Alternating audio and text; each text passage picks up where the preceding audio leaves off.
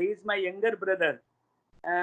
SNDT કોલેજના principal સાહેબ, આદરણીય પ્રિન્સિપલ સાહેબ અને ગુજરાતી વિભાગના બધા members, Dhaniben Pathak, she took a great pain to connect me with you, and special thanks to Dr. Hitul Barot for giving this opportunity to talk to the students of GPSC, those who are preparing for the competitive examinations. હવે એ વાત સ્પષ્ટ કરવામાં આવી હતી બારોટ સાહેબ દ્વારા કે મારા શ્રોતાઓમાં મોટાભાગના એ વિદ્યાર્થીઓ છે અને એ કઈ કોમ્પિટિટિવ એક્ઝામ્સની તૈયારી કરી રહ્યા છે અને એનાથી પહેલાના લેક્ચરમાં પણ હું જોડાઈ ગયો હતો. So I came to know the various intricacies and tactics regarding getting through the examination of class 1-2 officers. So કદાચ આ કૃતિ છે, જે કૃતિનું નામ છે મધર, એ એમના અભ્યાસક્રમમાં ડિટેલ સ્ટડી માટે પ્રિસ્ક્રાઇબ કરવામાં આવી છે. તો મને એ વાતનો આનંદ છે કે આજે હું એવા એક લેખકની વાત કરવા માટે જઈ રહ્યો છું જે રશિયન લેખક છે, જેના માટે એમ કહી શકાય કે જેમ અંગ્રેજીમાં યુક્તિ છે કે pen is mightier than the sword, કલમ છે એ તલવાર કરતા વધારે ધારદાર હોય છે. તો એવી ધારદાર કલમના સ્વામી અને એક વિદ્રોહી ક્રાંતિકારી લેખક જેનું મૂળ નામ હતું એલેક્સી મેક્સોવિચ પેસ્કોવ, પણ એ નામ કરતા એ મેક્સિમ ગોર્કીના નામથી વધારે પ્રચલિત થયા છે.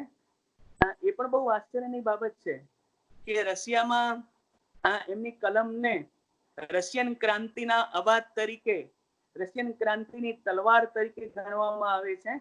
આખી નવલકથા is basically concerned with the Russian Revolution, જે સોશિયાલિસ્ટ ક્રાંતિ થઈ જાર લોકોના દમન સામે, એની સાથે નવલકથા સંકળાયેલી છે. અને સાહિત્યના ક્ષેત્રમાં એ પોતે ગોર્કી પોતે એક મહાન સાહિત્યકાર તો છે, તો સાથે સાથે એ પોલિટિકલ એક્ટિવિસ્ટ પણ છે. અને આપણને વાતનું બહુ આશ્ચર્ય છે કે એમનું નામ છે એ 5 વખત ઓસ્કાર, 5 વખત એ નોબેલ પ્રાઇઝ, જે સાહિત્યનો સર્વોચ્ચ ઇનામ ગણવામાં આવે છે, એના માટે એનું નામ નોમિનેટ થયું હતું. તો એક ઉચ્ચ કક્ષાનો સાહિત્યકાર અને એમની કૃતિ mother, which can be called one of the world classics, જેને દુનિયાની ક્લાસિક કૃતિઓ ગણવામાં આવે છે, એમાંની એક કૃતિ છે. જેટલી કૃતિ સનસનાટી ભરેલી છે એટલું જ ગોર્કીનું જીવન પણ સનસનાટી ભરેલું છે. સાહિત્યની કૃતિ અને ઇતિહાસની ઘટનાઓ, જેને અંગ્રેજીમાં હિસ્ટોરિકલ ફિક્શન કહી શકાય, જેની પ્રેરણા ઇતિહાસની ઘટનાઓમાંથી લેવામાં આવી હોય અને પછી એને ફિક્શનનું નામ આપવામાં આવે, તો આપણે મનમાં એ શંકા જાય કે ક્યાં સુધી એ કૃતિ હિસ્ટરીને વફાદાર છે અને ક્યાં સુધી એનામાં ક્રિએટિવિટીનો સમાવેશ થયેલો છે. Historical facts are known to all. ઇતિહાસની હકીકતો જો એમને એમ પુસ્તકમાં આપવામાં આવે તો એમાં કોઈને રસ પડે નહીં એમ. પણ એ જ્યારે સાહિત્યની કૃતિ બને છે, then only it acquires universal appeal. તો જે સાર્વત્રિક અસર પ્રાપ્ત કરી શકે છે. જ્યારે સાહિત્યની કૃતિ બને છે, જ્યારે ઇસ્થેટિક સ્વરૂપ ધારણ કરે છે, then only it becomes universally appealing. તો universally appealing બનવા માટે a work of art should not be temporal. એક સાહિત્યની કૃતિ છે એ સમય અને સ્થળથી બંધાયેલી રહેતી નથી. એ સમય અને સ્થળની સીમાઓને ઓળંગી જાય છે, ઇવન દેશની સીમાઓને પણ ઓળંગી જાય છે. તો એવો એક મહાન લેખક જેણે સાહિત્યના ક્ષેત્રમાં, ફિક્શન લેખકમાં એક નવી પરંપરા શરૂ કરી અને વિદ્યાર્થીઓએ એ ખાસ નોંધવું જોઈએ કે કઈ પરંપરા નવલકથા લેખનમાં, કઈ નવી ટેકનિક ઇન્ટ્રોડ્યુસ કરવામાં આવી મેક્સિમ ગોર્કી દ્વારા. અને એ ટેકનિકનું નામ છે સોશિયાલિસ્ટ રિયાલિઝમ લિટરરી મેથડ. સોશિયાલિસ્ટ એટલે સમાજવાદી, વાસ્તવવાદી સાહિત્યિક પદ્ધતિ. So he can be called the founder of this new literary method. આ નવા સાહિત્યિક પદ્ધતિનો એ પ્રણેતા છે એવું આપણે કહી શકીએ. અને મેં જેમ તમે કહ્યું તેમ એ પોલિટિકલ એક્ટિવિસ્ટ પણ હતો. વિદ્યાર્થીઓને એ બાબતનો થોડો ઘણો ખ્યાલ હશે કારણ કે રશિયન રિવોલ્યુશન વિશે, રશિયાની મહાન ક્રાંતિ વિશે હું પણ સ્કૂલમાં ભણી ગયો છું, વિદ્યાર્થીઓ પણ એ ભણી ગયા હશે કે ઝાર લોકોનું શાસન હતું. ઝાર રાજાઓ એકદમ જુલ્મી, અન્યાયી, દમનકારી અને સ્વચ્છંદી, પોતે સંપત્તિમાં આડોટતા હોય અને બીજી બાજુ આખો મજૂર વર્ગ છે એ ગરીબીમાં સબળતો હોય, બે ટંકનું ખાવાનું પણ એમને પ્રાપ્ત ન થઈ શકે, અન્યાયપૂર્ણ, શોષણખોર, ઓપ્રેસિવ, ડાઉન ટ્રોડન વર્કિંગ ક્લાસ પીપલ, કચડાયેલો, દબાયેલો, ગરીબીમાં સબળતો, કોઈ પણ પ્રકારના બેઝિક હ્યુમન રાઇટ્સ થી વંચિત રહી ગયેલો એવો રશિયન સમાજ. અને એમાં પણ ખાસ કરીને રશિયન સમાજમાં પણ મજૂર વર્ગનો આખો હિસ્સો છે. એ આખી બેકગ્રાઉન્ડમાં વાત છે.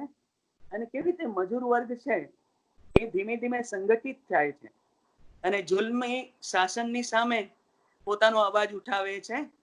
અને એ અવાજમાં એક પ્રબળ અવાજ છે તો એ મેક્સિમ ગોર્કીનો છે.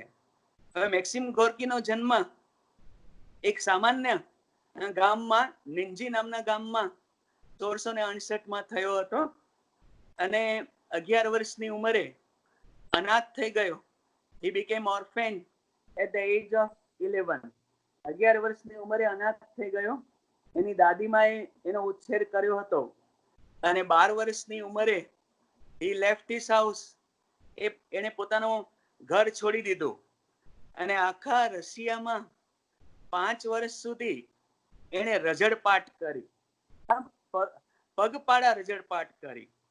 અને એના રઝળપાટ દરમિયાન કેટલા બધા લોકો સાથે એનો પરિચય થયો, કેટલા બધા વિવિધ પ્રકારના અનુભવોમાંથી, સારા નરસા, તડકી છાયડી, ચડાવ ઉતારમાંથી એને પસાર થવું પડ્યું, કેટલા બધા સંઘર્ષોમાંથી એ પસાર થયો, દબાયેલા, કચડાયેલા, પીડાતા મજૂર વર્ગની વ્યથાઓ, એમના અપમાનો, એ બધું એને પોતાની સન્મુખ જોયું છે, એ બધું એને અનુભવ્યું. અને આ બધા અનુભવો જેને 5 વર્ષમાં પ્રાપ્ત કર્યા, આખા રશિયામાં રઝળપાટ કરીને, એ અનુભવો એની લેખન કૃતિઓમાં આપણે વાસ્તવિક રીતે પ્રતિબિંબિત થતા જોઈએ છે. અને એનું જે વિવરણ કરવામાં આવે છે એ ખરેખર હૃદયસ્પર્શી વિવરણ છે. આમ તો 2 કાલખંડમાં મેક્સિમ ગોર્કી જીવ્યો છે. એક તો રિવોલ્યુશન પહેલાનું રશિયા, રશિયન ક્રાંતિ થઈ, સામ્યવાદની ક્રાંતિ થઈ, કાર્લ માર્ક્સની માર્ક્સિઝમ જ્યારે પ્રચારમાં હતું અને એમાંથી પ્રેરણા લઈને મજૂરોનું સંગઠન શરૂ થયું અને એમાંથી ધીમે ધીમે એ આંદોલનનું સ્વરૂપ ધારણ કરે છે, જેને આપણે 1905માં બોલ્શેવિક રિવોલ્યુશન તરીકે ઓળખીએ છીએ. તો એ કાલખંડમાં એ છડેચોક ગોર્કી છે એ રશિયન જાર રાજાઓની સામે પોતાનો વિરોધ પ્રગટ કરતો રહ્યો અને એના માટે એને દેશ નિકાલની સજા પણ કરવામાં આવી હતી. 3-4 વખત એના જીવનકાળ દરમિયાન એને દેશ નિકાલ કરવામાં આવ્યો હતો. અને એ ખરેખર વક્રતાપૂર્ણ બાબત છે, એક વિડંબના છે કે રશિયન જાર રાજાઓના શાસનમાં, જુલ્મી રાજાઓના શાસનમાં પણ દેશ નિકાલ કરવામાં આવ્યો હતો. અને 1917માં જ્યારે રશિયા છે એ યુએસએસઆર બને છે, યુનિયન સોવિયત સોશિયાલિસ્ટ ઓફ રિપબ્લિક્સ, એટલે એ કોમ્યુનિસ્ટ રાજ્ય બને છે લેનિનના હાથમાં, ત્યારે પણ એ દેશ નિકાલમાં હતો. અને એ વખતે લેનિન નામના નેતાએ એને ખાસ પત્ર લખીને ફરી પાછો રશિયા બોલાવ્યો અને 1932માં એ ફરી પાછો રશિયા આવ્યો પોતાના જન્મસ્થાન ઉપર, જેનું નામ છે નિંજી. અત્યારે નિંજીમાં એક મોટો પેલેસ છે અને એ પેલેસને ગોર્કીનું નામ આપવામાં આવ્યું છે. અને પેલેસમાં ગોર્કીને જીવનને લગતા પુસ્તકો, એના અનુભવો, એનું આખું પ્રદર્શન અત્યારે ઊભું કરવામાં આવ્યું છે. અને 1932માં સ્ટાલિન ના આમંત્રણને માન આપી, સ્ટાલિનનું નામ વિદ્યાર્થીઓને ખબર છે, સરમુખત્યાર સ્ટાલિન, એનું નામ તમને ખબર છે, તો એના આમંત્રણને માન આપીને, અંગત આમંત્રણને માન આપીને ગોર્કી છે ફરી પાછો રશિયા આવે છે. અને પછી 1936માં રહસ્યમય સંજોગોમાં એનું મૃત્યુ થાય છે. આમ તો ઓફિશિયલી એવું જાહેર કરવામાં આવ્યું કે he died of tuberculosis, કન્ઝમ્પશનથી એનું મૃત્યુ થયું હતું. એની મૃત્યુની આજુબાજુ ઘણા બધા રહસ્યના જાળા હજી પણ ગૂંથાયેલા રહે છે. હવે નિંજિનમાં જન્મેલો અને મેં તમને કહ્યું તેમ 5 વર્ષ સુધી રશિયાની રઝળપાટ કરી જાત જાતના લોકોના પરિચયમાં આવ્યો, જાત જાતના કડવા મીઠા અનુભવોમાંથી પસાર થયો, અનેક પ્રકારના કામ કર્યા, મજૂરી કરી, પરસેવો પાડ્યો અને એ બધા અનુભવો, લોકો સાથેના થયેલા પરિચયો અને એમની વિગતો એક તલસ્પર્શી અભ્યાસ મજૂર વર્ગનો, એમની સમસ્યાઓનો, એમના સંઘર્ષનો, એમની ગરીબીનો, એના ઉપર થતા અત્યાચારનો, એમને થતા શોષણનો એને જાત અનુભવ કર્યો અને એ બધા અનુભવ એના લેખન કાર્યમાં વાસ્તવિક રીતે પ્રગટ થતા જોઈએ છે. એટલા માટે મેક્સિમ ગોર્કી એ ફક્ત મહાન લેખક નથી, એ મહાન લેખક હોવાની સાથે સાથે એ એક પોલિટિકલ એક્ટિવિસ્ટ પણ છે. એ રશિયન ક્રાંતિનો અવાજ પણ છે. એ રશિયાની જે સોશિયાલિસ્ટ ક્રાંતિ હતી એની તલવાર પણ છે. એની કલમ એની તલવાર બની જાય છે. તો આવો એક મહાન લેખક જેની વાત આજે આપણે કરવા માટે જઈ રહ્યા છીએ. થોડો સમય એને પત્રકાર તરીકે પણ કામ કર્યું, પત્રકાર જર્નાલિસ્ટ તરીકે કામ કર્યું અને એ સમય દરમિયાન એની એક ટૂંકી વાર્તા પ્રગટ થઈ 1892માં. જે ટૂંકી વાર્તાનું નામ હતું મકરસૂત્રા. મકરસૂત્રા નામની વાર્તા એ 1892માં પ્રગટ થઈ, પ્રકાશિત થઈ અને ત્યારે એને પોતાનું ઉપનામ ધારણ કર્યું, which can be called pen name or nickname, જેને આપણે નિકનેમ કહીએ, જેને આપણે તખલ્લુસ કહીએ, ગુજરાતીમાં જેને ઉપનામ કહેવામાં આવે છે. અને ઉપનામનું સ્વરૂપ છે ગોર્કી. તો ગોર્કી એ રશિયન ભાષાનો શબ્દ છે અને ગોર્કીનો અર્થ થાય છે બીટર. બીટર એટલે કડવું. એટલે એનો સૂચિતાર્થ એવો છે કે કડવું કહેનાર, ટુ ટેલ બીટર, કડવી વસ્તુ કહેવી. આપણે જાણીએ છીએ કે સત્ય હંમેશા, truth is always bitter, truth હંમેશા બીટર હોય છે. તો એ પોતાની નવલકથામાં, પોતાના લખાણોમાં કડવી વસ્તુ કહે છે. અને આ મકરસૂત્રા નામની નાનકડી વાર્તા કાઉકાઝ નામના ન્યૂઝપેપરમાં પ્રકાશિત થઈ અને એ સમયથી એને ગોર્કી નામનું ઉપનામ ધારણ કર્યું છે.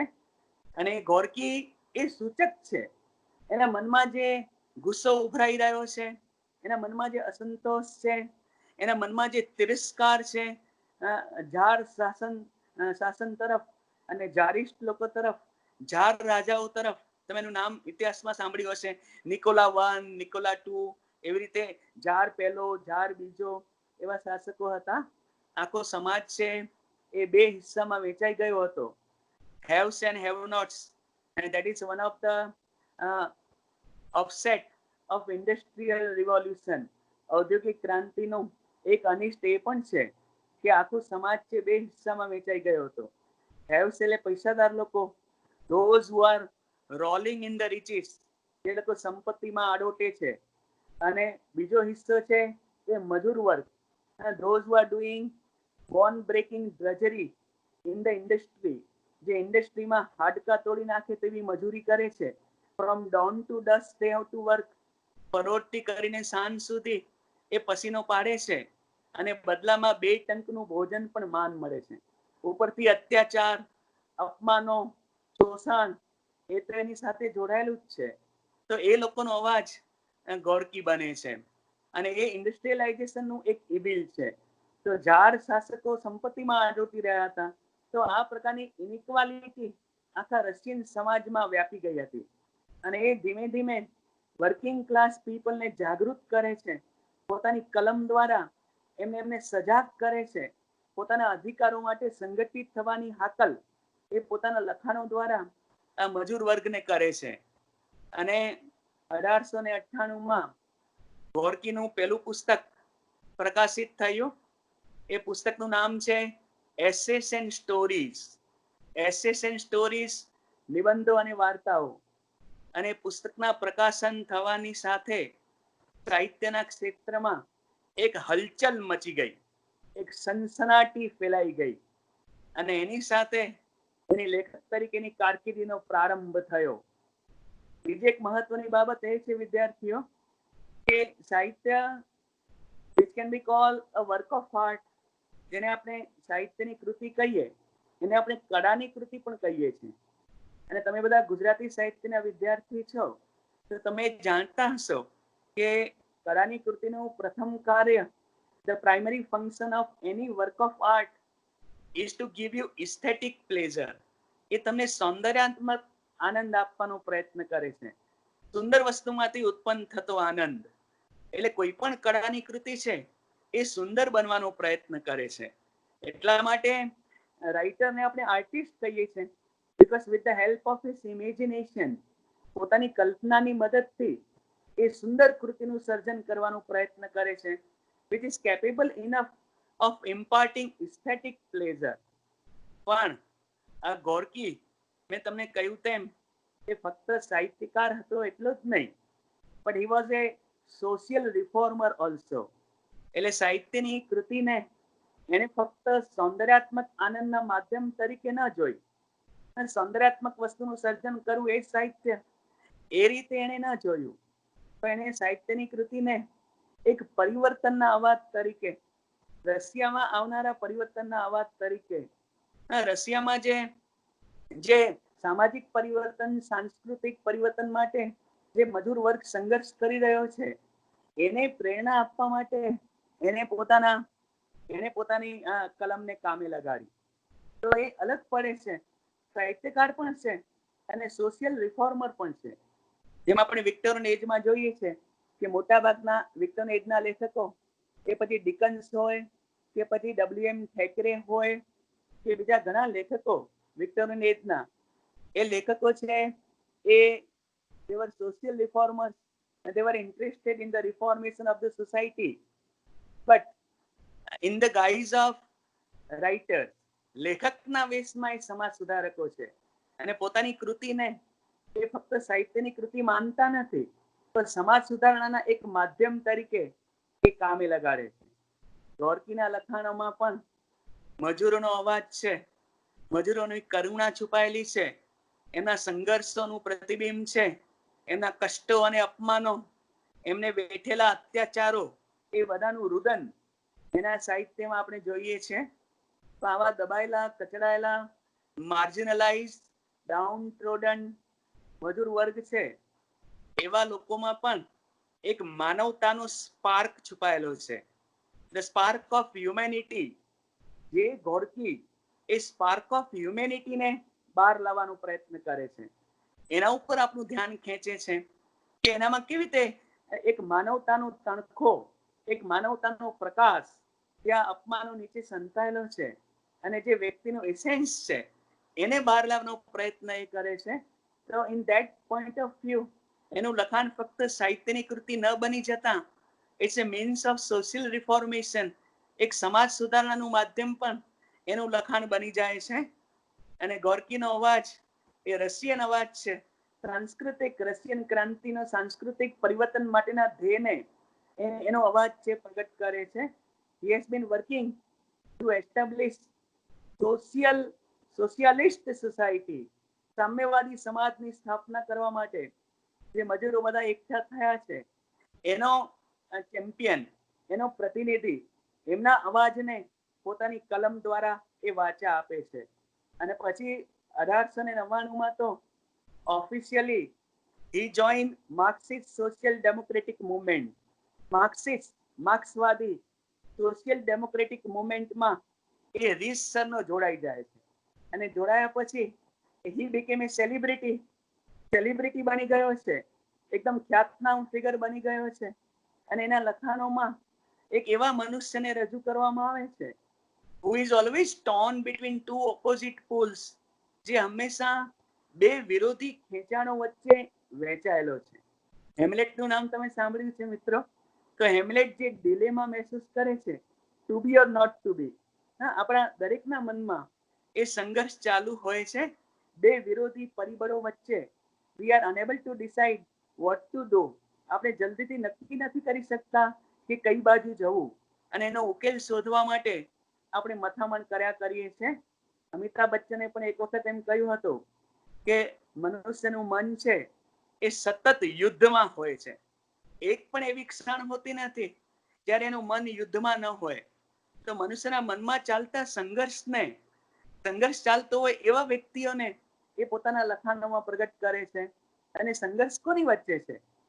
એક બાજુ ઈશ્વર શ્રદ્ધા કે ભગવાન કરે છે એ બધું સારું કરશે, અમારી તકલીફોને દૂર કરશે, અને ભગવાન છે એ કંઈક ઉકેલ લાવશે, અમને આ કષ્ટોમાંથી ઉગારશે. In his will is our peace. ભગવાનની મરજીમાં જ આપણી શાંતિ છુપાયેલી છે. તો that feeling can be called feeling of resignation, જેને આપણે સમર્પણની ભાવના કહીએ છીએ. અને બીજી બાજુ શંકા છે કે ખરેખર જો ભગવાન જેવું કંઈ હોય તો આટલો બધો અન્યાય, આટલી બધી ઇનઇક્વાલિટી, આટલા બધા અત્યાચાર, આટલું બધું શોષણ એક વર્ગને ભોગવવું પડે અને બીજો વર્ગ છે એ આરામથી જલસા કરતો હોય, તો આ ઇનઇક્વાલિટી સંભવી શકે નહીં. ભગવાનના ઘરે આવું અંધેર કે અન્યાય હોઈ શકે નહીં. તેનું મન છે ઓસિલેટ થયા કરે છે. On the one side there was faith, on the other side there was skepticism or atheism. અશ્રદ્ધા અને શ્રદ્ધાની વચ્ચે એનું મન છે ઝૂલ્યા કરે છે. એક બાજુ જીવન તરફની પ્રીતિ છે, જીવન તરફનો લગાવ છે, અને બીજી બાજુ જીવનનું જે કુરૂપ જીવન, કુરૂપ દર્શન, કુરૂપ ચહેરો એ જે દેખાડે છે એના તરફનો તિરસ્કાર છે. તો બંને વચ્ચેનું રિઝોલ્યુશન, બંને વચ્ચેનો ઉકેલ શોધવા માટે ગોર્કીના પાત્રો હંમેશા સંઘર્ષ કરતા રહે છે. હવે Gorky was a philosophical writer also. એને ફક્ત એવું ન કહી શકાય કે રશિયન સમાજમાં જે ક્રાંતિની શરૂઆત થઈ અને મજૂરોના દુઃખો, દર્દને એ પોતાની લખાણોમાં વાસ્તવિક રીતે એનો ચિતાર આપે છે. ફક્ત એટલું જ નથી, ગોર્કીએ પોતે 1916માં એક વાત સ્વીકારી હતી, અને he was very much influenced, એ બહુ જ પ્રભાવિત થયો હતો એક યહૂદી સંતના ઉપદેશથી. વન જેવિશ સેન્ટ જેનું નામ હતું હિલેલ ધ એલ્ડર. હિલેલ નામના એક સંતના ઉપદેશની ઊંડી છાપ એના મન ઉપર પડી હતી. અને એના જ શબ્દોમાં આપણે જોવા જઈએ તો હિલેલનો ઉપદેશ શું હતો એમ. તો આઈ વુડ લાઈક ટુ કોટ. તો હિલેલના ઉપદેશને હું અત્યારે અંગ્રેજીમાં કોટ કરું છું, અંગ્રેજીમાં વાંચું છું, ટાંકું છું. હિલેલ એમ કહે છે, બહુ સરસ વાત છે, if thou art not for thyself, જો તું તારી જાત માટે નથી, એટલે જો તું તારી જાતને મદદ નથી કરતો અથવા તારી જાતની તું પરવા નથી કરતો, તો પછી who will be for thee? તો પછી તારા માટે કોણ ચિંતા કરશે? તું તારી પોતાની ચિંતા કરતો નથી, તું તારી પોતાની સંભાળ રાખતો નથી, તો બીજું તો કોણ આવશે તારી સંભાળ રાખવા માટે? અને બીજું વાક્ય બહુ સરસ છે, but if thou art for thyself alone, જો તું તારી જાત માટે જ જીવે છે, જો તું તારી જાત માટે જ જીવે છે, તો પછી આ પૃથ્વી પર તારું શું કામ છે? wherefore art thou? તો શા માટે આવ્યો છે અહીંયા? એટલે એનો સૂચિતાર્થ એ છે કે મનુષ્ય ત્યારે જ કહી શકાય જે મનુષ્ય પોતાની જાત માટે ન જીવે, તો પોતાના સાથીઓ માટે, પોતાના સાથે જીવતા પ્રાણી, પશુ, પંખીઓ, મનુષ્યોને પણ કંઈ પ્રદાન કરે, એના માટે એને જીવવું જોઈએ. અને એ ભાવના એના બધા લખાણોમાં જોવા મળે છે. Gorky lived for the working class people. Gorky જીવ્યો પણ મજૂરો માટે અને મર્યો પણ મજૂરો માટે. એને આખું જિંદગી જાણે કે મજૂરોની સેવા કરવામાં અને આખું સમાજ પરિવર્તન કરવા માટે આખી જિંદગી એને કુરબાન કરી દીધી. આપણે સ્વામી વિવેકાનંદના શબ્દો અહીં યાદ આવી જાય. જેમ વિવેકાનંદ એમ કહે છે કે God helps those who help themselves. તમે તમારી જાતને મદદ કરશો તો જ ભગવાન તમને મદદ કરશે. તમે જાતે પોતાની જાતને કશું નહીં કરો તો ભગવાન પણ તમને મદદ ન કરી શકે. ભગવાને તમને ફ્રી વિલ આપ્યું છે, પાવર ઓફ ડિસ્ક્રિપ્શન આપ્યું છે, સમજણ શક્તિ આપી છે. You know what is good for you, what is evil for you. તમને ખબર છે કે તમારા માટે સારું શું છે અને ખરાબ શું છે. તમારે નક્કી કરવાનું છે. તમે જે નક્કી કરશો એના નક્કી કરવા માટે તમે મુક્ત છો. ભગવાને તમને ગુલામ નથી બનાવી રાખ્યા. God has given you free will, મુક્ત મન આપ્યું છે. તો તમે તમારી જાતને, તમે તમારું નસીબ છો એવું વિવેકાનંદે કહ્યું છે.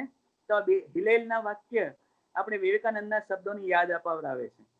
હવે આપણે, મેં તમને કહ્યું હતું શરૂઆતમાં તેમ, મધર નામની કૃતિ which is considered to be one of the classics of world literature, ખાલી રશિયન લિટરેચર નહીં પણ દુનિયાના સાહિત્યની એક ઉત્કૃષ્ટ ક્લાસિક કૃતિ તરીકે જેને ગણવામાં આવે છે. અને એ કૃતિ તરફ આપણે જઈએ છીએ. એનું ટાઇટલ જ મધર છે, માં એનું ટાઇટલ છે. માં શબ્દ પાછળ ઘણા બધા ઇમ્પ્લિકેશન્સ રહેલા છે, જેના વિશે મિલ્ટને એમ કહ્યું છે કે when God could not reach everywhere, he created mother. જ્યારે ભગવાન બધે પહોંચી શક્યા નહીં ત્યારે એને મધર બનાવી. જેના વિશે હરીન્દ્ર દવે નામના કવિએ એમ કહ્યું છે કે જ્યારે કોઈની માં ગુજરી જાય ત્યારે હું પૂછતો નથી કે કેટલા ઉંમરની હતી. માં એ માં છે, એનું સ્થાન બીજું કોઈ લઈ શકે નહીં. હવે માં જે 1906 લખાઈ, 1906 એ પ્રકાશિત થઈ, એનાથી પહેલા એક મહત્વની ઘટના બની હતી. એને રશિયન રિવોલ્યુશન, બોલ્શેવિક રિવોલ્યુશનનો સ્ટાર્ટિંગ આપણે કહી શકીએ, જે ફૂલ સ્વિંગમાં હતું. અને 1905 9મી જાન્યુઆરીએ ઘણા બધા વર્કર્સ છે એ બધા ભેગા થયા અને હડતાલ પાડી ફેક્ટરીમાં, અને જાર રાજાઓના મહેલની સામે પોતાના અધિકારોની માગણી કરવા માટે લાખોની સંખ્યામાં મજૂરો આવી ગયા. અને એનાથી ગભરાઈને જાર રાજાએ એમના ઉપર ગોળીબાર કરાવડાવ્યો. અને એ ગોળીબારમાં હજારો મજૂરોનું મૃત્યુ થયું એમ. અને રવિવારનો દિવસ હતો, તો એ રવિવારના દિવસને બ્લડી સન્ડે તરીકે ઓળખવામાં આવે છે, લોહિયાળ રવિવાર. હવે આ ઘટના બન્યા પછી ગોર્કીને એવો ડર હતો કે આ રિવોલ્યુશન છે will end prematurely. આ રશિયન ક્રાંતિ છે, મજૂરોનો અવાજ છે, એ દબાઈ જશે અને રશિયન રિવોલ્યુશન છે પાછું પડી જશે, એનો જુસ્સો ઓછો થઈ જશે. હવે જુસ્સાને ટકાવી રાખવા માટે, એક પ્રકારનું સ્ટિમ્યુલન્ટ આપવા માટે, એને પ્રેરણા આપવા માટે, એને આગળ ધપાવવા માટે એને 1906 મધર નામની નવલકથા લખી એમ. અને એ સમયે બોલ્શેવિક પાર્ટીમાં હતો. બોલ્શેવિક રશિયાની એક પાર્ટી છે જેને રિવોલ્યુશનમાં બહુ મોટો ભાગ ભજવ્યો હતો. તો એ બોલ્શેવિક પાર્ટી સાથે જોડાયેલો હતો. અને બોલ્શેવિક પાર્ટીના નેતાઓએ એને અમેરિકા મોકલ્યો હતો ફંડ રેઝિંગ કરવા માટે. ફંડ રેઝિંગ એટલે ફાળો એકઠો કરવા માટે. અને એ પોતાની અમેરિકાની ટ્રીપ દરમિયાન આ નવલકથા લખે છે. હવે આ નવલકથા, જે એનું નામ જ સૂચવે છે કે મધર, તો main focus is upon the lady. મુખ્ય ફોકસ છે એક સ્ત્રી ઉપર છે, ફક્ત મધર નહીં, પણ નવલકથામાં બીજી પણ ઘણી બધી સ્ત્રીઓ છે કે જેમણે પોતાનું સર્વસ્વ અર્પણ કરી દીધું. આ સોશિયાલિસ્ટ મુવમેન્ટમાં જેમણે પોતાનું સર્વસ્વ હોમી દીધું. અને આપણે બધા એ વાતના સાક્ષી છીએ કે કોઈ પણ રિવોલ્યુશન, કોઈ પણ ક્રાંતિ, કોઈ પણ પરિવર્તનનો પવન ત્યારે જ સફળ થઈ શકે જ્યારે સ્ત્રીઓ એમાં જોડાય છે. તમે યાદ કરો, ગાંધીજીએ સ્વરાજ્ય માટેની ચળવળ ચલાવી હતી અને કેટલી બધી સ્ત્રીઓ એ મુવમેન્ટમાં જોડાઈ હતી. પોતાના વ્યવસાય છોડીને, કુટુંબની પરવા કર્યા વગર ઘણી સ્ત્રીઓએ પોતાના પતિથી અલગ થઈને પણ ગાંધીજીની મુવમેન્ટમાં જોડાવાનું પસંદ કર્યું હતું.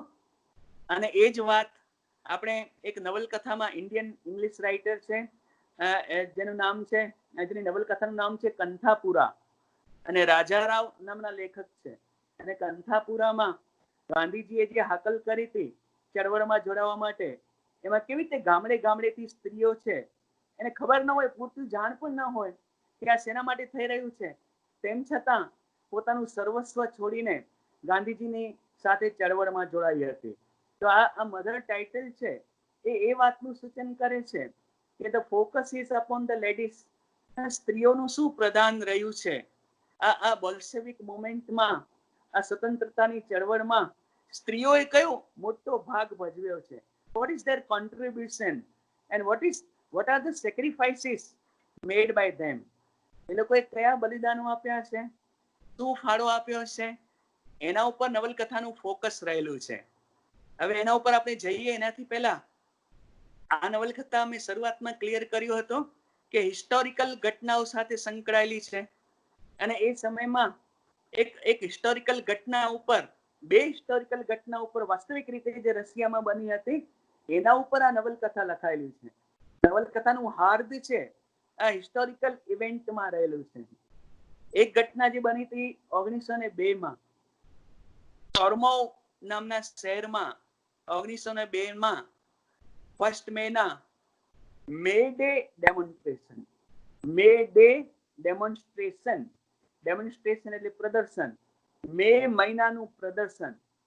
એટલે 1 મે ના રોજ રશિયાની ગલીઓમાં, ટર્મોવ નામના શહેરની ગલીઓમાં કામદારોએ હડતાલ પાડી અને લાખોની સંખ્યામાં રોડ ઉપર આવી ગયા, રસ્તા ઉપર આવી ગયા. પ્રદર્શનકારીઓના હાથમાં લાલ કલરના બેનર હતા. અત્યારે પણ તમને ખબર છે કે સોશિયાલિસ્ટ પાર્ટી, કોમ્યુનિસ્ટ પાર્ટીનું નિશાન છે લાલ કલરનું બેનર છે, જેને આપણે કોમ્યુનિસ્ટ તરીકે ઓળખીએ છીએ.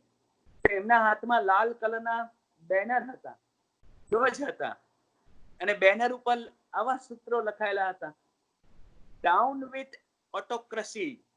Down with autocracy. ઓટોક્રેસી એટલે આપખુદશાહી. આ જે જાર લોકો હતા, જાર રાજાઓ હતા, એ આપખુદ રીતે સત્તા ચલાવી રહ્યા હતા, ન્યાયપૂર્ણ રીતે સત્તા ચલાવતા ન હતા. તો એમની સામે વિરોધ કરવા માટે આવા બેનર લઈને, કેટલાક બેનરમાં એમ પણ લખાયેલું હતું લોંગ લીવ પોલિટિકલ ફ્રીડમ, રાજકીય સ્વતંત્રતા અમર રહે. હવે આ મજૂરોને ડિસ્પર્સ કરવા માટે, એને વિખેરવા માટે પોલીસને કામે લગાડવામાં આવી. તો પોલીસ એમાં સફળ થઈ શકી નહીં, એટલે લશ્કરને બોલાવવામાં આવ્યું અને લશ્કર દ્વારા ગોળીબાર કરવામાં આવ્યો. કેટલા બધા મજૂરોનું મૃત્યુ થઈ ગયું અને એમાંથી 6 નેતાઓની ધરપકડ કરવામાં આવી. એમાંથી એક નેતાનું નામ હતું પાયોટર ઝેલેમોવ.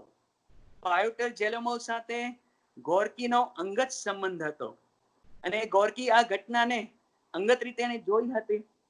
પાયોટર ઝેલેમોવ છે એ મજૂરોનો નેતા હતો, અને જ્યારે એને પકડી લેવામાં આવે છે અને દેશ નિકાલની સજા કરવામાં આવે છે, ત્યારે એની મધર, મોટી ઉંમરની મધર છે, એ પોતાના દીકરાના કાર્યને આગળ ધપાવે છે. એટલે એ સોશિયલિસ્ટ મુવમેન્ટમાં એક્ટિવ બને છે અને ઠેક ઠેકાણે જઈ અને પ્રતિબંધિત સાહિત્યનું સર્ક્યુલેશન કરે છે, વહેંચણી કરે છે. તો મુવમેન્ટને ચાલુ રાખવામાં એને આ મદદ કરી હતી. તો આ ઘટના છે. પછી એને પકડી લેવામાં આવે છે, એના ઉપર કેસ કરવામાં આવે છે, ટ્રાયલ કરવામાં આવે છે, અને ટ્રાયલમાં આ ઝેલેમોવ, પાયોટર ઝેલેમોવ છે, એક બહુ સરસ સ્પીચ આપે છે, બહુ સરસ ભાષણ આપે છે. એ ભાષણ આપણે આ મધર નામની નવલકથામાં આગળ જોશું કે નવલકથાનો હીરો છે એના મુખમાં આ ભાષણ મૂકવામાં આવ્યું છે. તો આ ઘટના છે એમાંથી પ્રેરણા લઈને ગોર્કીએ મધર નામની નવલકથા લખી હોય એવું આપણે સમજી શકીએ છીએ. નવલકથાનું મુખ્ય પાત્ર છે મધર, જેનું નામ છે પેલેજિયા નિલ્વોના. પેલેજિયા નિલ્વોના નામની લેડી, જેને આપણે પ્રોટેગોનિસ્ટ કહીએ, મુખ્ય પાત્ર કહીએ. See, there is a difference between the protagonist and the hero. પ્રોટેગોનિસ્ટ શબ્દ તમે વાપરો છો ત્યારે મુખ્ય મહત્વનું પાત્ર એને પ્રોટેગોનિસ્ટ કહેવાય, અને હીરો એટલે નાયક. નાયકની કલ્પના એવી છે કે નવલકથામાં જે બનતું હોય એના દરેક પ્રસંગમાં એ હાજર હોય, એને આપણે નાયક કહીએ છીએ. અને પ્રોટેગોનિસ્ટ એવું છે કે નવલકથામાં જે કંઈ પણ બનતું હોય એ આડકતરી રીતે અને સીધી રીતે એની સાથે સંકળાયેલું હોય, અને protagonist becomes the centre of our sympathy, આપણી સહાનુભૂતિનું કેન્દ્ર બનતું હોય, એને આપણે પ્રોટેગોનિસ્ટ કહીએ છીએ. તો આ નવલકથાની પ્રોટેગોનિસ્ટ છે પેલેજિયા નિલ્વોના, એક લેડી છે. એના પુત્રનું નામ છે મિખેલોવિચ પોવેલ. પોવેલ મિખેલોવિચ એના પુત્રનું નામ છે. અને આ સ્ત્રી પણ મજૂર વર્ગની સ્ત્રી છે, ઝૂંપડપટ્ટીમાં રહે છે, એનું નસીબ પણ બીજી મજૂર વર્ગની સ્ત્રીઓ જેવું જ છે. આખો દિવસ તનતોડ મહેનત કરે અને રાતે એનો પતિ ફેક્ટરીમાંથી છૂટીને દારૂ પીને ઘરે આવે. આખી રાત તનતોડ મહેનત કરવાની અને રાતે પતિના હાથનો માર ખાવાનો. આવું જીવન એ 20 વર્ષથી ભોગવી રહી છે. એનો પતિ છે એકદમ એકદમ ઇગ્નોબલ, તિરસ્કાર ઉત્પન્ન થાય એવું એનું કેરેક્ટર છે. અને એ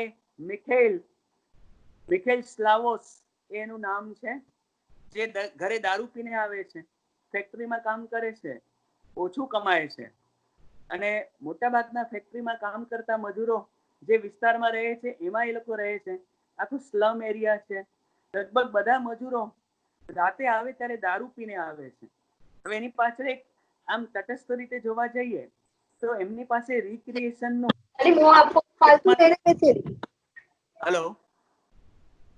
હેલો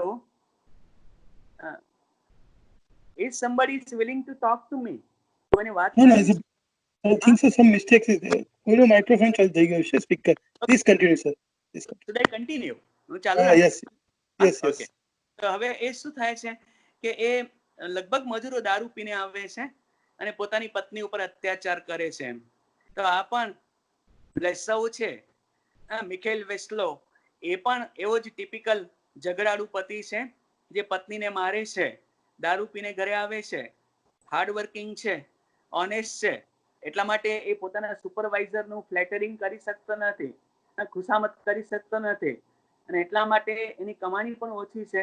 અને આવા પ્રકારનું જીવન એ 20 વર્ષથી જીવી રહી છે. કોણ? આ મધર પેલેજિયા નિલ્વોના નામની સ્ત્રી. એનો પુત્ર છે પોવેલ, મિખોલવિચ પોવેલ. હવે એવું બને છે કે એક વખત એનો પતિ દારૂ પીને ઘરે આવ્યો છે.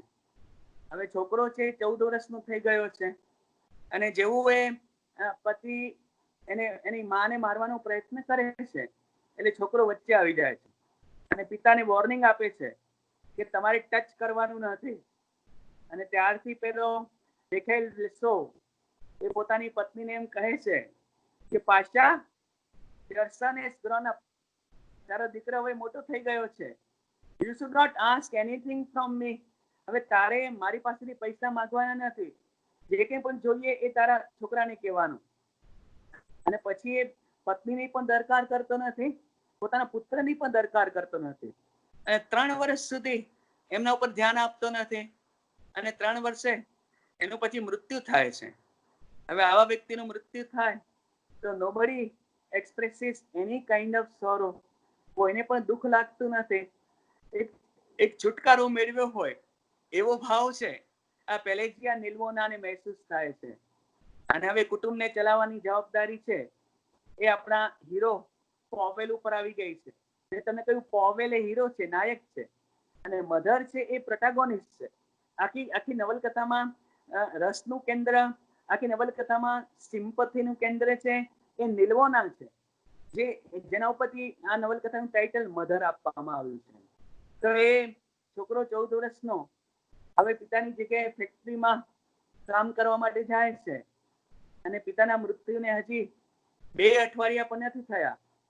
અને જ્યારે પાછો આવે છે એક દિવસે, ત્યારે એ વોઝ ડ્રંક, એ સંપૂર્ણ દારૂ પીધેલો હતો. પહેલી વખત એને દારૂ પીધો હતો અને ચાલી પણ શકતો નથી. he cannot hold his legs. પોતાના પગને પણ સંભાળી શકતો નથી. અને પોતાના પિતાની સ્ટાઇલથી ઘરે આવીને મા પાસેથી ખાવાનું માંગે છે. Mother was shocked. મધરને આઘાત લાગે છે. જ્યારે એનો છોકરો એમ કહે છે કે પેલું પાઇપ લાવજે જે મારા પિતાજી પીતા હતા, ધૂમ્રપાન કરતા હતા, એ પાઇપ મારે પણ પીવી છે. તો મધર વોઝ શોક્ડ.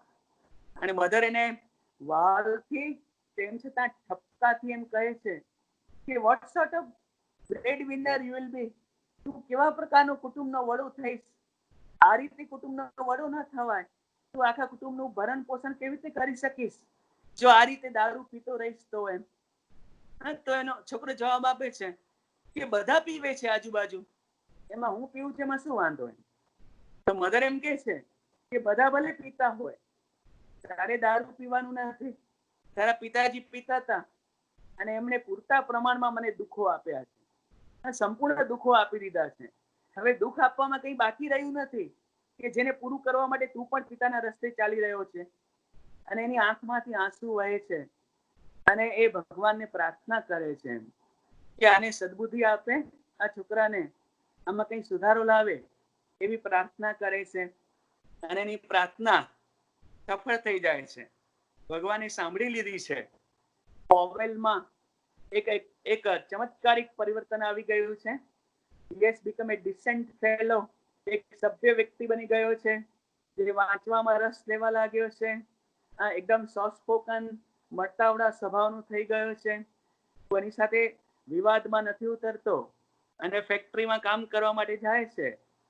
હવે પહેલી વખત જ્યારે એ પોવેલ ફેક્ટરીમાં ગયો ત્યારે એને અહેસાસ થયો કે સમાજમાં જો પરિવર્તન લાવવું હશે, આખા સમાજને સોશિયાલિસ્ટ સોસાયટી બનાવવી હશે, તો આ મજૂરોની સંગઠિત શક્તિ દ્વારા જ થઈ શકશે. એના વગર સમાજમાં પરિવર્તન આવી શકશે નહીં. એટલા માટે મજૂરોને સંગઠિત કરવાનો એ પ્રયત્ન કરે છે. ક્યારેક ક્યારેક એ શહેરમાં જઈને એવા પુસ્તકો લઈને આવે છે જે પોતાના ઘરમાં રાતે મોડે સુધી વાંચ્યા કરે છે. શરૂઆતમાં આ અભણ માં જે મધર ટાઇટલ છે,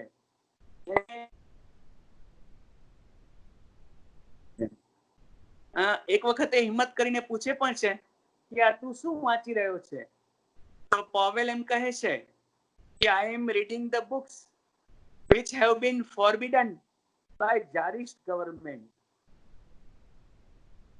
પુસ્તકોને પ્રતિબંધિત કર્યા છે એ પુસ્તકો હું વાંચી રહ્યો છું. હવે મધરના મનમાં સ્વાભાવિક રીતે પ્રશ્ન થાય છે કે શા માટે તું આવા પુસ્તકો વાંચે છે ને પુટિંગ યોરસેલ્ફ ઇનટુ ડેન્જર, તારી જાત ખતરામાં મૂકી રહ્યો.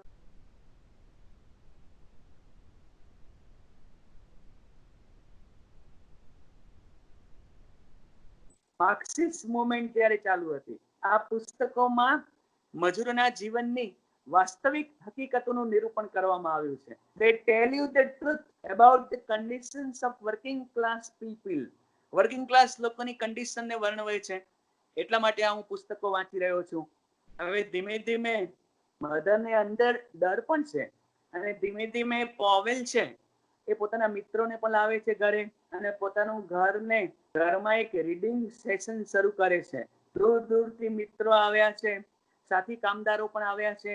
બધા લોકો ભેગા મળીને વાંચન કરે છે, પ્રવચન આપે છે. હવે મધરને ખબર નથી કે આ શું કર્યા છે, તો એને એક આનંદ થાય છે કે એનો છોકરો, એનો પુત્ર છે કેટલું સુંદર રીતે અભિવ્યક્તિ કરી રહ્યો છે.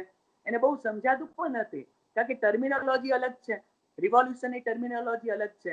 તો ધીમે ધીમે એ આકર્ષિત થતી જાય છે. અને ફક્ત પુરુષ આવે છે એવું નહીં, એમાં સ્ત્રીઓ પણ જોડાય છે.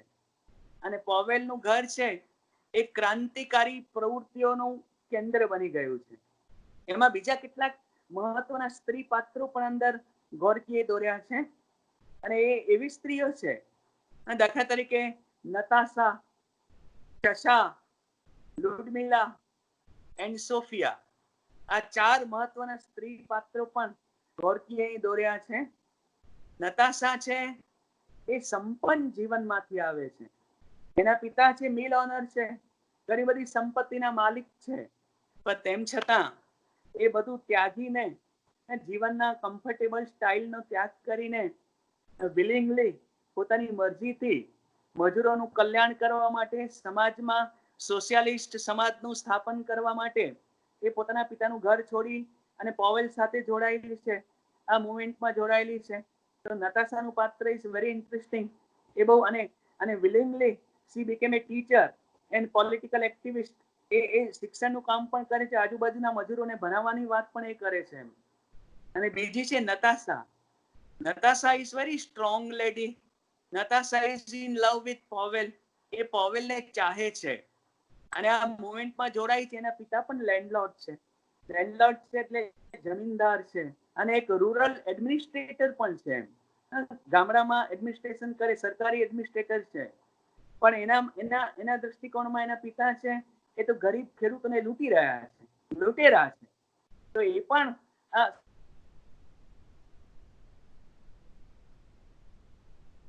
છે. ભૂતકાળમાં નતાશા જેલમાં પણ જઈ આવી છે. રેજાઇમ જાર લોકોને શાસનની સામે પ્રવૃત્તિ કરતા કરતા એ પકડાઈ ગઈ હતી અને એને જેલમાં મૂકવામાં આવી હતી અને જેલમાં એની બહાદુરીનો પરચો આપણે જોઈએ છે. એક વખત એવું બન્યું જેલમાં કે જેલની વોર્ડન છે એને કઈ અપમાનજનક શબ્દો કહ્યા અને એનાથી નતાશાનો પિત્તો ગયો અને નતાશાએ માગણી કરી કે જ્યાં સુધી આ વોર્ડન એપોલોજી રેન્ડર ન કરે, જ્યાં સુધી માફી ન માગે, ત્યાં સુધી હું ભૂખ હડતાલ ઉપર ઉતરી જાઉં છું. તો 8 દિવસ સુધી આ છોકરીએ કશું ખાધું નહીં અને છેવટે વોર્ડનને ઝૂકી જવું પડ્યું અને વોર્ડને આવીને પોતાનો માફી પત્ર આપ્યો. હવે આ વાત એ કોને કરે છે? મધરને કરે છે, એટલે નીલવાને કરે છે. અને એક સુંદર વાક્ય નીલવાને કહે છે, you can't let people take advantage of you. તમે લોકોને તમારો ફાયદો ઉઠાવવા દેવાની મંજૂરી આપી શકો નહીં. એટલે લોકો તમારો ફાયદો ઉઠાવે ચાલે નહીં. એના માટે એમને તમને આમંત્રણ આપવું જોઈએ. જો કે વિદ્રોહી સ્પિરિટ એના મનમાં સ્પાર્ક કરી રહી છે અને આ વર્તુળમાં જોડાયેલી છે. હવે નીલોવા, પેલેજિયા નીલોવા જે મધર તરીકે આપણે જોઈએ છે, એ ફક્ત પોવેલની મધર નથી બનતી. તો એ બધા જે વર્તુળ આખું રચાયું છે, રીડિંગ સેશન ચાલી રહ્યું છે, એમાં દૂર દૂરથી લોકો આવી રહ્યા છે, એ બધા પણ they are gradually endearing themselves. એ મધરને પ્રિય થવા લાગ્યા છે અને બધા લોકોને મધર તરીકે સંબોધન કરવા લાગ્યા છે. એટલે ફક્ત પોવેલની મધર નથી બનતી, તો બધા કાર્યકરોની મધર થઈ ગઈ છે. આમ જોવા જાવ તો મધર રશિયા આખા રશિયાની માં થઈ ગઈ છે, વર્કિંગ ક્લાસ લોકોની માં, એવું આપણે કહી શકીએ. એમાં એક અંગત મિત્ર છે, એન્ડ્રેઈ લેખોડકા. એ પોવેલનો અંગત મિત્ર છે અને યુક્રેનથી આવ્યો છે અને એની સાથે આ મધરને બહુ આત્મીયતા છે, પુત્ર જેવો જ પ્રેમ એને કરે છે અને એટલા માટે પ્રેમથી એ નખોડકાને એક નવું નામ આપે છે, જે નામ છે એને ખોખોલ કરીને બોલાવે છે, ખોખોલ. હવે ખોખોલને પણ આ મધર તરફ બહુ પ્રીતિ છે, એ પણ એને પ્રેમ કરે છે. એટલે ખોખોલ છે આ મધરને નેન્કો કરીને બોલાવે છે. નેન્કો એ યુક્રેનિયન ભાષાનો એક શબ્દ છે જે પ્રેમથી સંબોધન કરવા માટે માં માટે વપરાય છે. તો નેન્કો કરીને આ મધરને બોલાવે છે. તો બંને વચ્ચે એક આત્મીયતાનો ભાવ, પુત્ર અને માતાના વચ્ચે જે પ્રેમ હોય એવો ભાવ છે અહીં સર્જાયેલો છે. અને મધરના કહેવાથી જ આ ખોખોલ છે એ એમના ઘરમાં રહેવા માટે આવી જાય છે. એટલે આ ખોખોલ અને પોવેલ આ બંને ક્રાંતિકારી પ્રવૃત્તિઓના સરદાર બની ગયા છે અને ક્રાંતિકારી પ્રવૃત્તિઓ ચાલુ રાખે છે. હવે મધરના જીવનમાં એક નવો વળાંક આવે છે કે જેના કારણે એ એક્ટિવિસ્ટ બની જાય છે, એક કાર્યકર બની જાય છે. સોશિયલિસ્ટ મુવમેન્ટમાં એક્ટિવ પાર્ટિસિપેશન કરવા માટેની એક ઘટના એના જીવનમાં બને છે. ઘટના એવી છે કે પોવેલ જે ફેક્ટરીમાં કામ કરતો હતો, એ ફેક્ટરીના પ્રિમાઇસીસમાં જાડી ઝાંખરા બધા ઉગી ગયા છે અને ફેક્ટરીનું મેનેજમેન્ટ એવું જાહેર કરે છે કે દરેક ફેક્ટરીના વર્કરના પગારમાંથી અમુક પૈસા કાપી લેવામાં આવશે અને એ પૈસાથી ફેક્ટરીના મેદાનમાં સાફ સફાઈ કરવામાં આવશે, જેના કારણે એમની વર્કિંગ કન્ડિશન ઇમ્પ્રુવ કરી શકાય. આ તો એક બહાનું છે. વર્કિંગ કન્ડિશન સારી રાખવી એ ફેક્ટરી મેનેજમેન્ટની જવાબદારી છે, નહીં કે વર્કરની જવાબદારી.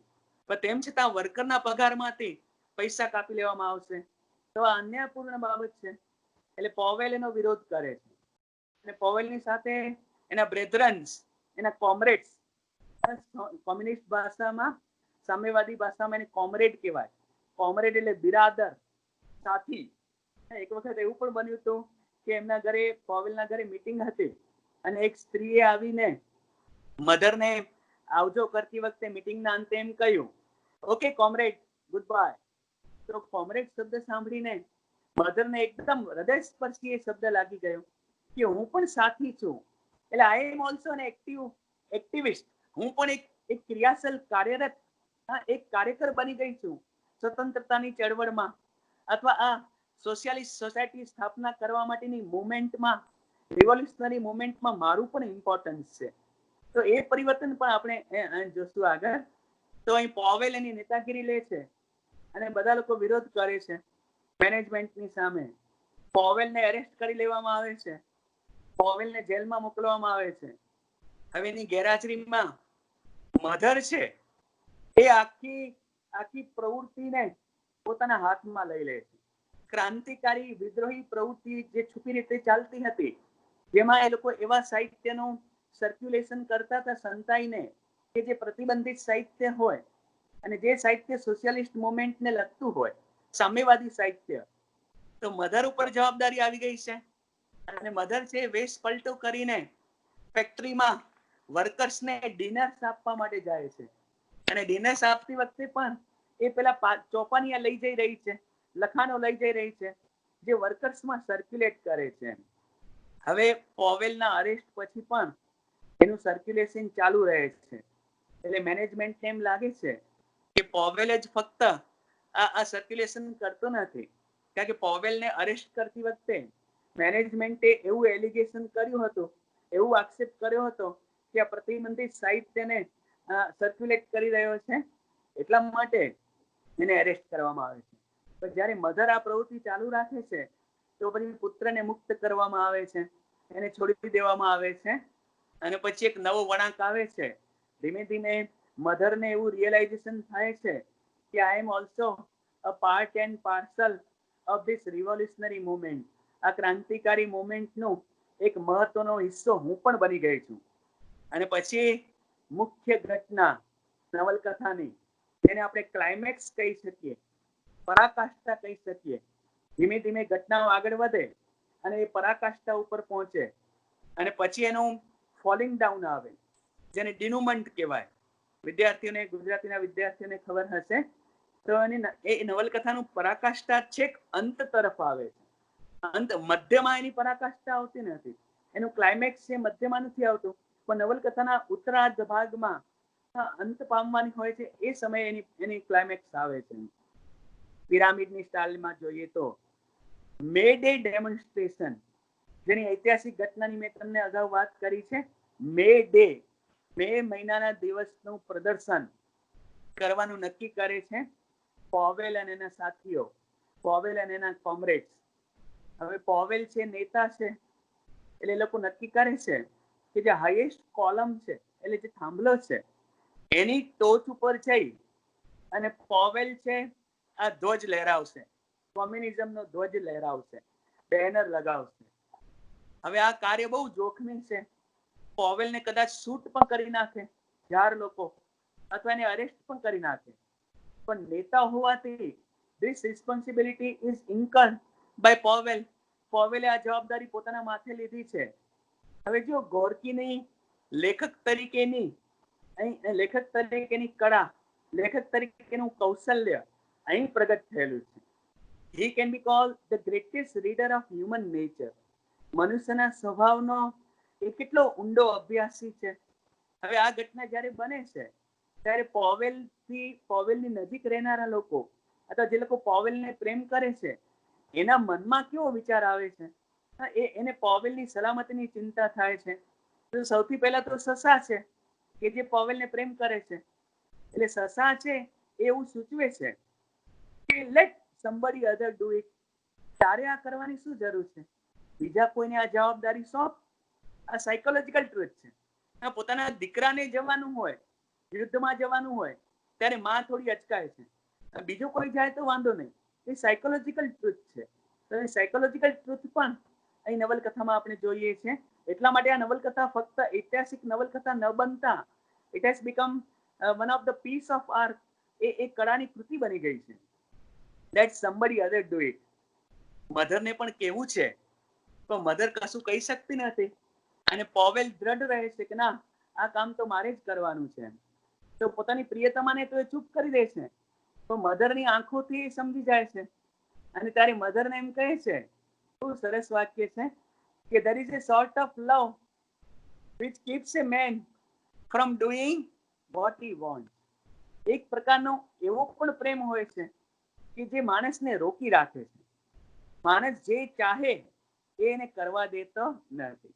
એટલે મનુષ્યની ઈચ્છા પ્રમાણે તમે કરી શકતા નથી. એ તમને કોણ રોકે છે? એક પ્રકારનો પ્રેમ તમને રોકે છે. તો મધર તરફનો પ્રેમ છે એને કદાચ રોકી રહ્યો હોય. તો આ સાયકોલોજીકલ ઇનસાઇટ ગોર્કી અહીં બતાવે છે અને મનોવિશ્લેષણની ટેકનિક પણ એને અપનાવી છે. એના માના મનમાં શું ચાલી રહ્યું છે, એની પ્રિયતમના મનમાં શું ચાલી રહ્યું છે, ઇન્ટિરિયર મોનોલોગ જે ટેકનિકને આપણે સ્ટ્રીમ ઓફ કોન્શિયસનેસ ટેકનિક કહીએ છીએ, જેની પ્રણેતા વર્જિનિયા વુલ્ફ, ડોરોથી રિચાર્ડસન અને જેમ્સ જોઇસ છે 20મી સદીમાં. This technique is also revealed. A technique પણ અહીં છતી થઈ છે. અને પછી એ દિવસ આવી ગયો, બે ડે ડેમોન્સ્ટ્રેશન, અને પોવેલ છે એ ધ્વજ લહેરાવવા માટે ઉપર ગયો. એને અરેસ્ટ કરી લેવામાં આવ્યો, ધ્વજ લહેરાવી શક્યો નહીં. એનો સાથી ખોખોલ, એને પણ એરેસ્ટ કરી લેવામાં આવ્યો અને જેલમાં લઈ જવામાં આવ્યા. એના ઉપર દેશદ્રોહ, વિદ્રોહનો કેસ ચાલવાનો છે, ટ્રાયલ ચાલવાનો છે, ખટલો ચાલવાનો છે. હવે આ પ્રવૃત્તિ થંભી ન જાય, એ રિવોલ્યુશનરી પ્રવૃત્તિ, એને થંભાવી શકાય નહીં. એટલે આખી જવાબદારી છે આ મધર પોતાના સિર ઉપર લઈ લે છે અને ખોખોલને એક સાથી ઇવાનોવિચ અને તેની બેન સોફિયા, એની સાથે મળીને આ મધર છે એ દૂર દૂર ગામડાઓમાં જાય છે, ખેડૂતોને મળે છે, બસ સ્ટેશને જાય છે, રેલવે સ્ટેશને જાય છે, વેશ પલટો કરીને જાય છે અને પોતાની સાથે પ્રતિબંધિત લિટરેચરની વહેંચણી કર્યા કરે છે. અને ચાલુ રાખી કેટલું બધું કષ્ટ વેઠે છે અને કષ્ટ વેઠતા વેઠતા એનું જસ્ટિફિકેશન પણ આપે છે, એને યોગ્ય પણ ઠેરવે છે કે આમાં કશું નવું કરતી નથી.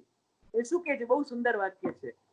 ઇફ અવર ચિલ્ડ્રન, આપણા બાળકો, the ડિયરેસ્ટ parts of our hearts, આપણા હૃદયના વાલામાં વાલા ભાગ, હિસ્સો એ આપણા બાળકો છે.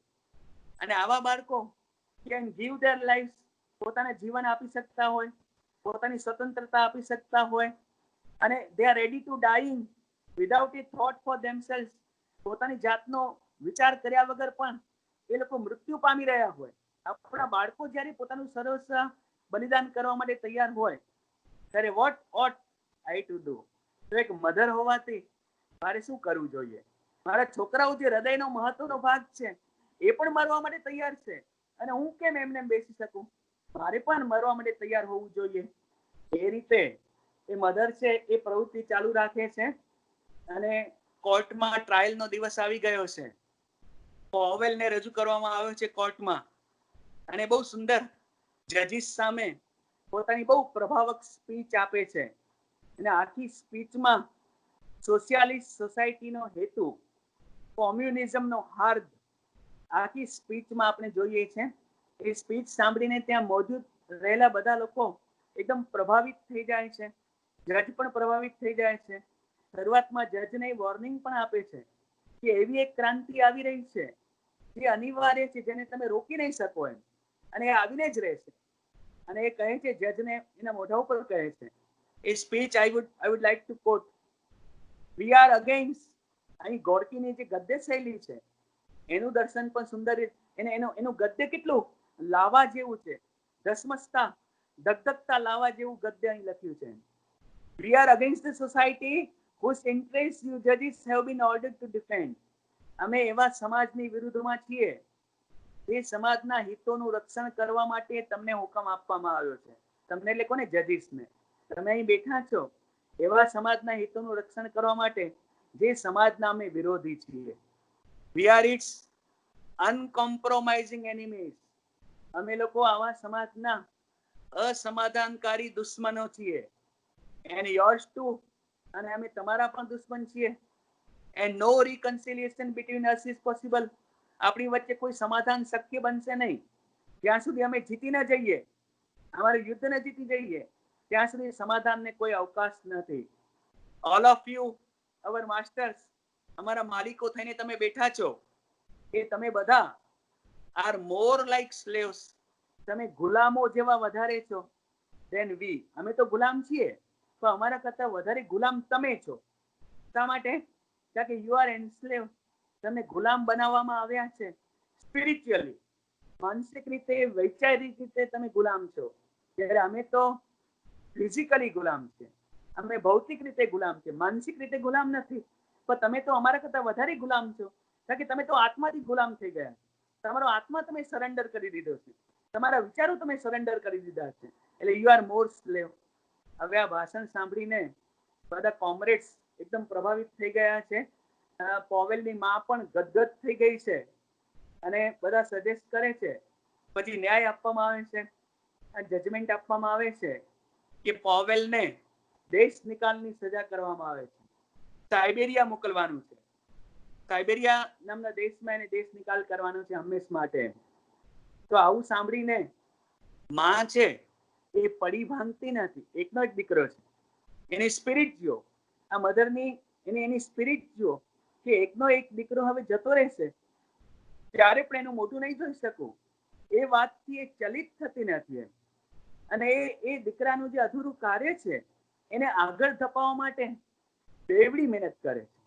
એ જાય છે પ્રિન્ટર પાસે, લુડમિલા પાસે જાય છે અને પોતાના દીકરાની સ્પીચની સાયક્લોસ્ટાઇલ કોપી કઢાવડાવે છે. અને એ અને એના મધર અને સોફિયા બંને ક્યારેક ક્યારેક ફેરિયાનો વેશ ધારણ કરે, ક્યારેક ક્યારેક સાધ્વીનો વેશ ધારણ કરે, ક્યારેક ક્યારેક રીચ વુમન બનીને આજુબાજુના વિસ્તારોમાં એ સાહિત્યનું સર્ક્યુલેશન ચાલુ રાખે છે. રેલવે સ્ટેશન ઉપર જાય છે, સ્ટીમરમાં જાય છે, હોટેલ્સમાં જાય છે, દરેક જગ્યાએ વેશ પલટા કરીને સર્ક્યુલેશન ચાલુ રાખે છે. અને પછી રેલવે સ્ટેશન ઉપર એક દિવસ પોલીસને શંકા જાય છે અને એની ઝડપી લેવામાં આવે છે. ત્યારે ઘણા બધા સાહિત્ય એના બેગમાંથી નીકળે છે અને પોલીસે સાહિત્ય કબજે કરવા માંગે છે, તો એ આપવા માટે તૈયાર નથી. રેલવે સ્ટેશન ઉપર એ પાનાઓ કાઢીને ઉડાડે છે કે જેનાથી આજુબાજુ પસાર થતા લોકોના હાથમાં જઈ શકે અને પોલીસના હાથમાં ના આવે. પોલીસ હિંસક થઈ ગઈ છે. એક હૃદયદ્રાવક દ્રશ્ય અહીં સર્જાયું છે. એકદમ હૃદયને ચીરી નાખે તેવું આ દ્રશ્ય છે. આ ગરડી સ્ત્રી ઉપર પોલીસ અત્યાચાર કરે છે, એને લાતો મારે છે, એનું મોઢું લોહી થઈ ગયું છે. તેમ છતાં મને પેલા હેમિંગવે નું વાક્ય યાદ આવે છે. Old man and the sea નો લેખક અર્નેસ્ટ હેમિંગવે, અમેરિકન, જે નોબેલ પ્રાઇઝ એને મળ્યું હતું. તો એ લેખકે old man in the sea માં એમ લખ્યું છે કે man can be destroyed but not defeated. મનુષ્યનો નાશ કરી શકાય, એને મારી શકાય, એને હરાવી શકાય નહીં. તો આ લેડી છે કેનોટ બી ડિસ્ટ્રોયડ, એને હરાવી શકાતી નથી. હા, એને હરાવી, એને ડિફીટ નથી કરી શકે, એને નાશ કરી શકો, એને મારી શકો, પણ એની ભાવનાને, એની સ્પિરિટને તમે હરાવી શકતા નથી. તો લોહીથી ખરડાયેલી જમીન ઉપર પડી ગઈ છે અને વીરતાપૂર્વક કેમ કહે છે, not even an ocean of blood. Ocean of blood, ocean એટલે સમુદ્ર, લોહીનો દરિયો પણ સત્યને ડુબાડી શકશે નહીં. Not even an ocean of blood can drown the truth. સત્યને ડુબાડી શકશે નહીં. અને ત્યાં નવલકથાનો કરુણ રીતે અંત આવે છે. આ મધર નામની નવલકથાને એક historical turning point in the history of Russian literature તરીકે ગણવામાં આવે છે. 20મી સદીના મહાન વિચારક અને રાજકીય વ્યક્તિત્વ વ્લાડિમીર લેનિન આ નવલકથા વિશે એમ કહે છે, અને એક કોટેશનથી હું આ મારું વક્તવ્ય પૂરું કરીશ. It is A book of the utmost importance. અતિશય મહત્વનું પુસ્તક છે. Many workers who have joined the revolutionary movement, કે જે લોકો ક્રાંતિકારી મુવમેન્ટમાં જોડાયા છે, ઇમ્પલ્સિવલી, આવેગથી જોડાઈ ગયા છે, ખબર નથી, વિધાઉટ પ્રોપરલી અન્ડરસ્ટેન્ડિંગ વાય, એમને યોગ્ય સમજણ નથી કે શા માટે એ લોકો જોડાયેલા છે. એ બધા workers will begin to comprehend. એ બધા વર્કરને સમજણ પડી જશે આફ્ટર રીડિંગ મધર. આ મધર નામની નવલકથા વાંચવાથી બધા વર્કર્સને ખબર થઈ જશે કે શા માટે એ લોકો આ જોડાયેલા છે. આ નવલકથાને હવે આપણે સમય નથી, ઘણું બધું કહી શકાય એવું છે એના વિશે. ફેમિનિસ્ટ, માર્ક્સિસ્ટ ફેમિનિસ્ટ દ્રષ્ટિકોણથી આ નવલકથાને મૂલવવાની કોશિશ કરવામાં આવી છે. મધરને રશિયા, મધર ઓફ રશિયા, જેમ આપણે મધર ઇન્ડિયા કહીએ છીએ, એ રીતે મધરના પાત્રને પણ રશિયા સાથે જોડવામાં આવ્યું છે. તો with that I must thank all of you for giving me this opportunity. હેતલભાઈ તમારો આભાર, પ્રિન્સિપલ સાહેબનો આભાર અને ધારિણીબેન તેજલબેનનો આભાર કે એમણે મને બોલવાની તક આપી. If any doubts are left in the mind of listeners, they are free to ask. જે કંઈ ડાઉટ્સ હોય કંઈ હોય તો આપણે હવે એ પ્રશ્નોત્તરી માટે ખુલ્લું મૂકીએ છીએ. વિદ્યાર્થીઓને કંઈ પૂછવું સર, એવી નવલકથા છે કે આપણે જલ્દીથી સમજવી અને મુશ્કેલ પડે છે અને વાંચતા પણ આપણને ઘણું બધું છૂટી જાય છે કે ઘણું બધું સમજમાં નથી આવતું. તો ઘરે બેઠા સરે જે રીતે અમને લોકોને સમજાવી છે એના માટે સર તમારો ખૂબ ખૂબ આભાર. આભાર હેતલ સર, પ્રિન્સિપાલ, તમારા પ્રિન્સિપાલનો, ધારિણીબેન ને તેજલબેનનો ખૂબ ખૂબ આભાર. આભાર sir. Thank you Avniben. Sir, આ અત્યારે નવલકથામાં જે વાત કહી એ મનને સ્પર્શી જાય કે માનવીને મારી શકે પણ હરાવી શકાય નહીં. અને ખરેખર નવલકથાનું હલો હા, નવલકથાને ખૂબ સુંદર રીતે આપણી સમક્ષ જીવંત કરી હોય એવું એમનું વક્તવ્ય રહ્યું. તો હું સરને ખૂબ ખૂબ આભાર માનીશ કે અહીંયા ઓનલાઈન મંચ પર આપ સૌ જોડાયા અને આપણને સાંભળવાનો અમને જે તક મળી કે ઘર બેઠા અમે આટલી સુંદર નવલકથા સાંભળી શક્યા અને એ અમને નેટમાં ખૂબ ઉપયોગી થશે. તો એ માટે હું આપનો ચર્ચગેટ એસએનડીટી કોલેજના ગુજરાતી વિભાગ તરફે હેતલભાઈ બારોટ, ધારણીબેન એમ આમ ત્રણેય તરફથી ખૂબ ખૂબ આભાર માનું છું કે સરે આ ઓનલાઈન મંચ પર અમને આ પોતાનું જ્ઞાન આપ્યું. તો એ માટે સરનો હૃદયપૂર્વક ફરી આભાર માનું છું. અને સાથે સાથે જ આ કાર્યક્રમમાં જોડાનાર દરેક વિદ્યાર્થીઓનો તેમજ શિક્ષકોનો પણ હું આભાર માનું છું કે તેઓ અહીં ઓનલાઈન મંચ પર જોડાયા. તેમજ આ કાર્યક્રમોમાં સતત અમને મદદરૂપ થતા રેકોર્ડિંગ માટે હેતલબેન, પૂનમબેન અને ક્યાંક હોય તો વિરલબેન પણ અમને ખૂબ ઉપયોગી થયા કે જેઓ અમારા કાર્યક્રમના એક ભાગરૂપ છે કે જેઓ પોતાના નેટ માટેની તૈયારી તો કરી રહ્યા છે સાથે આ કાર્યક્રમને રેકોર્ડિંગમાં અને બીજા કામમાં અમને ખૂબ ઉપયોગી થયા. તો એમનો પણ હું ખૂબ આભાર માનું. તેમજ અહીં જોડાયેલા દરેક શિક્ષકગણનો અને આપણા વક્તાનો ફરી અને બીજા આપણા પ્રિન્સિપલ સાહેબનો પણ આભાર માનવો જોઈએ કારણ કે એમના વગર તો આ કાર્યક્રમ અમારો સફળ થઈ જ ન શકે. તેઓના કારણે જ આપણે આટલા વ્યાખ્યાનો યોજી શક્યા. તો એ માટે અમારા પ્રિન્સિપલ સાહેબનો સૌથી પહેલા માનવું છું એમને અમને આ કાર્યક્રમ કરવા માટે ની તક આપી. જ અહીં જોડાયેલા બીજા વક્તાઓ અને શ્રોતાઓ થેન્ક યુ સર અહીં જોડાયા અને આપનું વક્તવ્ય આપ્યું માટે. Thank you. એક મિનિટ ખાસ તો હું ઉદયભાઈ તમારો દિલથી આભાર માનું છું કેમ કે તમારા વ્યાખ્યાન માટે મને હર્ષદાબેન બધા વિદ્વાનોએ કહ્યું હતું કે સાહેબને તમે આમંત્રિત કરો બહુ મજા આવશે, સાહેબને આમંત્રિત કરો બહુ મજા આવશે. અને ખરેખર અમારી ઈચ્છા પૂરી થઈ, તમે જોડાયા આજે અને બહુ મજા આવી સાહેબ. ખરેખર આમ તમે ખોદીને આપ્યું પુસ્તક અમારી સામે, નાની નાની વસ્તુ અમને સમજાઈ. અને દવે સાહેબ તો એમ કહું ને કે તમે એમ કહ્યું કે મારા નાના ભાઈ છે, એ મારા મોટા ભાઈ એવા છે.